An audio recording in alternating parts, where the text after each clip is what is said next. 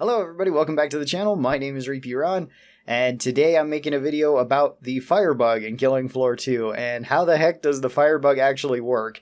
I've been asked this a couple of times, both in guides and on stream, and it's always kind of difficult to explain how Firebug works. So I figured I'd make a video explaining at least as much as I know about how Firebug works. I honestly don't know all of the things about it and all the mechanics that exactly go into it. Firebug's weapons are okay. They're actually really good for crowds. Some of them are really good for big enemies like the Thermite Boar and the Helios Rifle, but most of them are more specially made for crowds like the Flamethrower, the Cock and Burn, Spitfire, stuff like that. Let's talk about the different damage types that we have with Firebug, because we actually do have multiple damage types and the effects that the fire does on the Zeds. So, the very first damage that we have is direct damage. This is like every other weapon's direct damage. If you shoot something directly, you'll do that amount of damage to it. Depending on where you hit, you'll do more or less damage. Depending on the enemy that you hit, you'll also do more or less damage based on their own resistances. So if you shoot a clot in the head with your 9mm, it'll deal more damage than normal. If you hit it in the body, it will deal regular damage. The Firebug's weapons work the same. We're going to talk about the Cock and Burn for this example. The Cock and Burn does 10 direct damage on hit. Now that's, I think, on every particle that hits an enemy, and that's only if the flame is directly touching them from the Cock and Burn, not fire that is already on the ground. That is different, we'll talk about that. Or fire that has jumped to a different enemy, either through a perk or through the splash damage, which is the second type of damage that this one has. On the Cock and Burn, this is 5 damage. So if you hit something directly, you're dealing the 10 damage on direct hit, and then the 5 damage of splash damage on that, as well as 5 splash damage to everything nearby. So you're only dealing about 15 damage. Now there is 2 more damage types we got to talk about. The first one is ground fire damage. This is fire that has been set on the ground. On the Cock and Burn, it's 10 damage. So you're dealing an additional 10 damage for anything that walks across this ground fire. The ground fire can only occupy one single unit or one single space on the map. So you can't just be blowing fire in just straight on the ground or something and have the fire just sit there and it'll stack up. It doesn't. It resets the timer on it, but it doesn't stack multiple ground fires on top of one another. You can stack ground fires across the map, and if enemies are walking across there, then this will count as each ground fire hit as they're taking damage from it. You also have the Afterburn damage over time effect, which is any damage that's done over time by the fire itself. The fire scales off of the damage of the weapon, which changes from weapon to weapon, and it stays at different durations. I think they're roughly about the same, which is about 2 seconds, and then the damage intervals, or each damage tick, at least for the Cock and Burn, starts every 0.4 seconds. So with a standard ground fire, you're probably going to get 4 to 5 ticks of the fire once something is set on fire to deal damage over time. This is scaled to 80% of the weapon's direct damage. So you're only doing 8 damage then, because it's scaled off the direct damage, not the splash damage, not the ground fire damage, just the weapon's damage that originally set it on fire. But the ground fire damage over time effect from the Afterburn is scaled from 50%, at least with the Cock and Burn, and this is a 5-second duration with intervals of ticking at 1 second each time. You can see that this is kind of a lot of math, and it's very difficult to actually gauge how much damage you're dealing per shot, per burst from any of Firebug's weapons, as well as how much damage over time you're going to be doing, as well as any damage that splashes onto other enemies and the damage over time from that. This is why Firebug's weapons can seem pretty powerful, and they can kill small things very quickly, because small things don't have very much HP, and these ticks actually do add up very fast. Where on big things, it doesn't really seem to affect them very much. Like if you're shooting a strike with the Spitfires, it's going to take a long time to kill them, just because you're not doing that much damage per shot, and the damage over time effect isn't affecting it as much because it has a much higher amount of HP, as well as it has more resistance than smaller things. Since I am talking about the Cock and Burn, with the direct damage, and this is the reason why the Cock and Burn is such a strong early game weapon and can be used pretty much all throughout the game really for small Zeds, is that its ground fire damage is pretty high. It does 10 ground fire damage base. If you're running the level 10 perk ground fire, then you will get an additional 3 times damage to that. So now you're doing 30 damage per tick. That's a lot of damage, especially to small enemies. Most enemies will die in just a few seconds, at least any of the smaller ones, clot stalkers, crawlers, anything like that will burn very, very fast from this.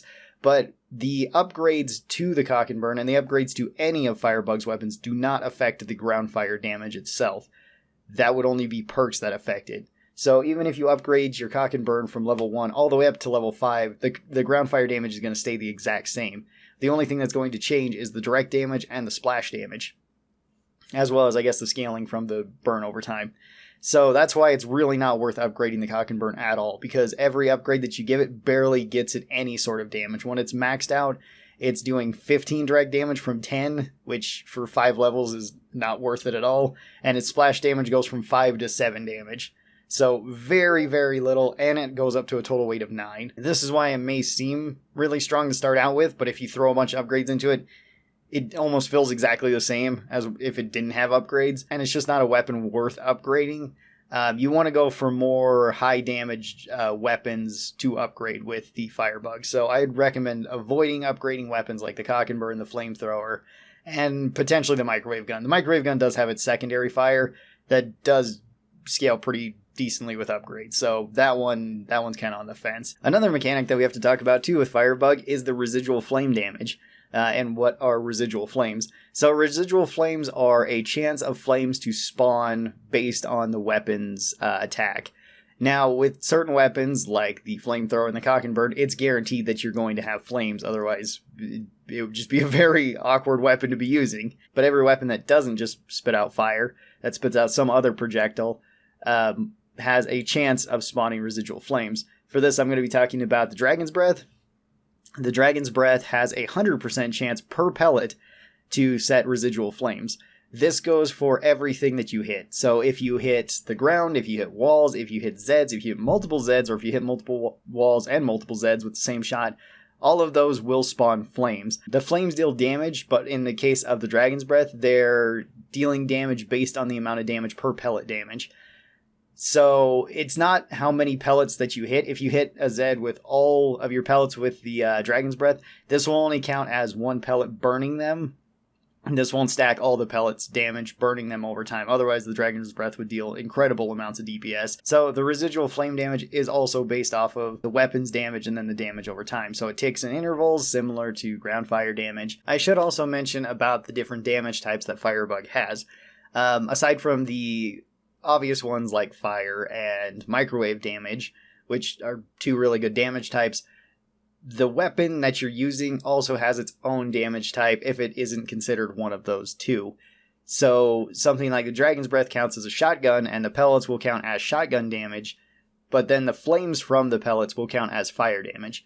So if you're attacking something that's weak to shotguns but resistant to flames, the shotgun damage is going to generally outperform the flames damage just because it has a higher scaling percentage, as well as it's much faster acting than the fire. The MAC-10 will also count as submachine gun damage, as well as fire damage that ticks over time. So this is kind of a brief overview of Firebug. Hopefully this kind of gives you an idea of why Firebug works, and also how they scale off of their own damage types, where Firebug does start out pretty weak, I would say, compared to other classes, because almost all of their weapons rely somewhat on damage over time, and the damage over time effects are almost never or very little based on the weapon upgrades or the weapons themselves.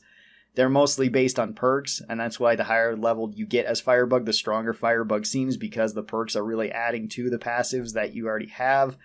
And your weapons already start out weaker than other weapons. Pretty much all of them do. The Fire M16 is generally weaker than quite a few of the other assault rifles at the same tier.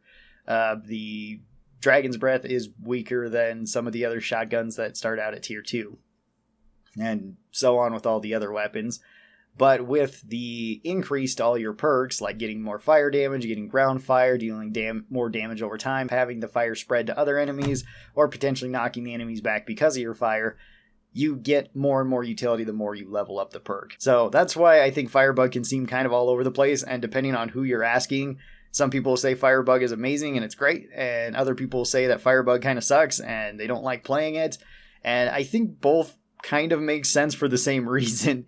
It really depends on how much time you've put into the class, and if you enjoy this type of playstyle. If you don't enjoy this type of playstyle, and you just want to see more direct results, then yeah, going with something like Commando or SWAT would make a lot more sense, because you pick up the gun, you shoot something, you kill it.